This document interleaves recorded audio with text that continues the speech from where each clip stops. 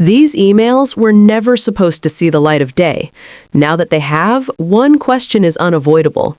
What exactly did Jeffrey Epstein know about Donald Trump, and why doesn't Trump want these files released? Congresswoman Jasmine Crockett breaks down explosive emails, alleged leverage, and why Epstein's death during Trump's first term raises even more unanswered questions.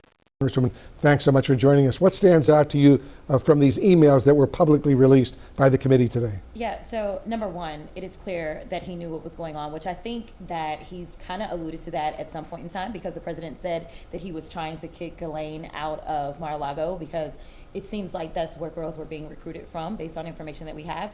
But more importantly is that he was having conversation, he being Jeffrey Epstein, with Michael Wolff, who is writing this book or trying to put together this book. And in real time, as Trump is running for his first presidential run, we hear or we see that he made it clear that he believes that he has leverage over Trump. And he said that a Trump regime would basically open up, this is me paraphrasing, this is not exactly what he said, but basically it'd be a free-for-all. And as we've seen, especially in this second term, it's been a free-for-all where Trump has absolutely pardoned some folk that we know are terrible, and we are waiting on him to pardon Ghislaine Maxwell. I think that that's coming up soon, too. Yeah, an important point indeed. Congresswoman, let's take a closer look at that email from Epstein where he writes to the author, Michael Wolff, saying this, and it's a direct quote, redacted victim, the name was redacted, Mar-a-Lago. Trump said he asked me to resign, never a member ever. Of course, he knew about the girls as he asked Ghislaine to stop.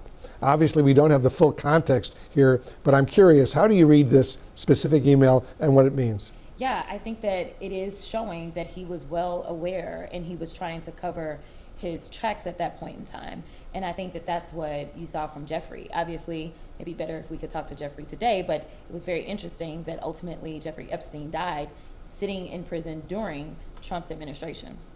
We had on Representative Marlon Stutzman earlier. He's a Republican, and he tried to make the case that President Trump is the most investigated person in the world, and he has not been accused of any criminal wrongdoing here. What do you make of that? Listen, they will do and say anything to cover themselves. You know, I will admit that Donald Trump has been investigated more than the normal, but he just happens to be more corrupt and more criminal than any other president than we've had. I will point out he is the only president who has been convicted of 34 felony convictions that we've ever had in the Oval Office. So while we don't know exactly what crimes he may or may not have committed, just think of it this way.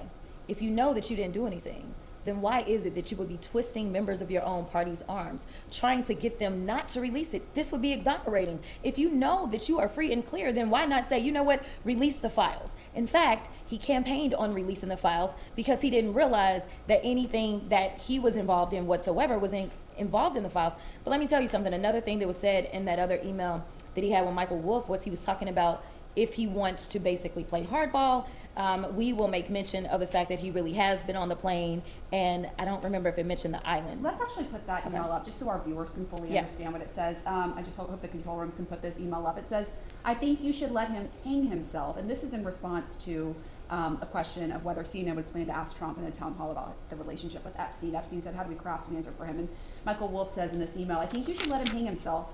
If he says he hasn't been on the plane or to the House, then that gives you a valuable PR and political currency. You can hang him in a way that potentially generates a positive benefit for you. Or if it really looks like he could win, you could save him, generating a debt. Of course, it is possible that when asked, he'll say Jeffrey is a great guy and has gotten a raw deal and is a victim of political correctness, which is to be outlawed in a Trump regime. Yes. That's the full email. Yes.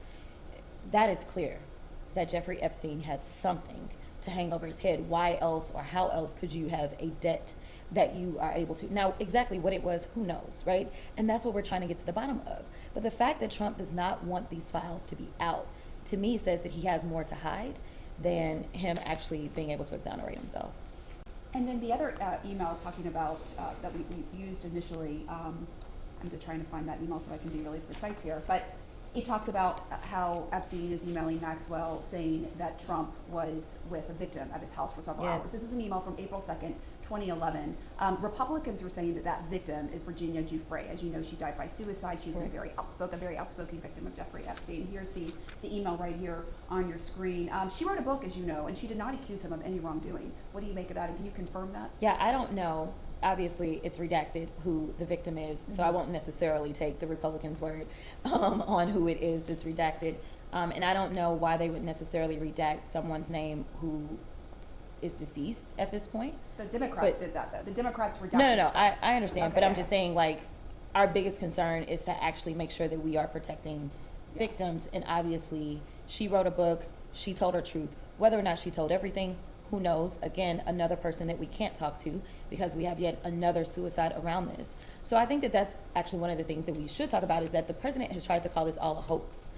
I don't think you have this many people dying around a hoax. I don't think you have somebody trying to hide files around a hoax. We know that there's something there. We know that his own attorney general had to admit that he is in the files.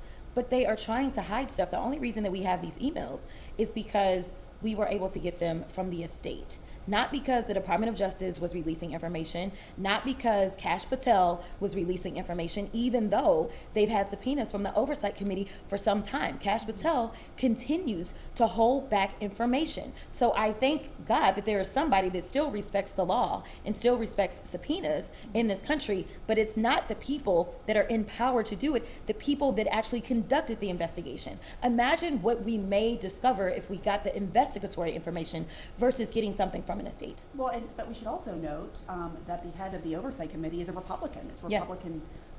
The chairman is James Comer. And he is the one who is issuing these subpoenas. Well, let's be clear about this. Okay. This is not something that he wanted to do. This was a subcommittee, remember?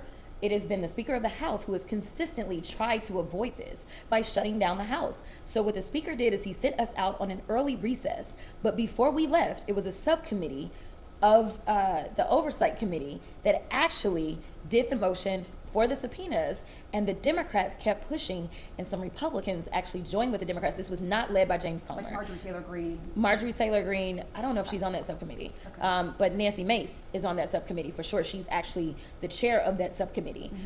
This subcommittee, the ranking member is Summer Lee. So it was that subcommittee. So this was actually the tail wagging the dog. I just want to be clear about that. And ultimately, the chairman had a vote that was bipartisan, that was the majority, and he had to do it. But whether or not they have been like slow rolling this, there is no question about the fact that they have. And you have had Marjorie Taylor Greene and Thomas Massey. It's been some Republicans who want the full floor vote on this. Yeah, we've got 4. 4 out of the 219 Republicans, yes, in the House. The rest of them seem to be okay with being complicit with protecting pedophiles. You know, it's interesting. A CNN poll from last July showed that 50% of Americans were feeling dissatisfied about the amount of information released on the Epstein case. Did that have any influence at all on your decision to make these emails public today?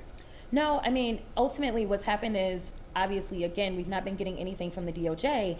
Instead, it's been the estate of Epstein. And so as they've been turning things over, it takes staff time to review those documents and things like that to make sure that we've got something, number one, of value to the public.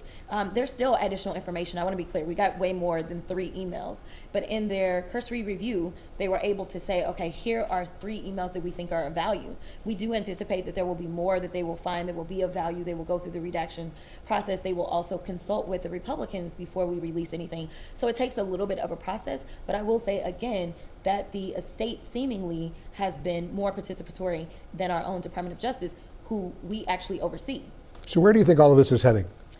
Good question. I don't know, but hopefully it will start with the swearing in of Adelita Grijalva, as they have been avoiding that. Again, the House was shut down over that. I'm sure that the president has been making calls trying to get one of the 4 Republicans that did sign on to the discharge petition. I'm sure he is begging and threatening to get them to pull their names off of there.